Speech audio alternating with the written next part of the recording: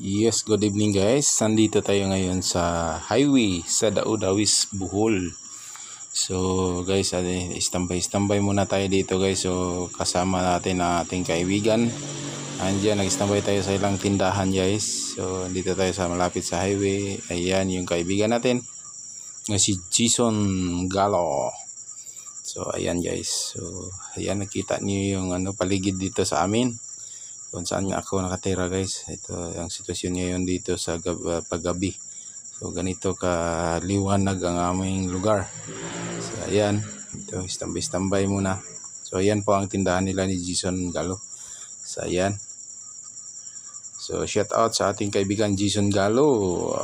Ayan, standby pahangin-hangin muna. Nag-aabang. So ayan. Ganun talaga ang sitwasyon dito guys pag gabi.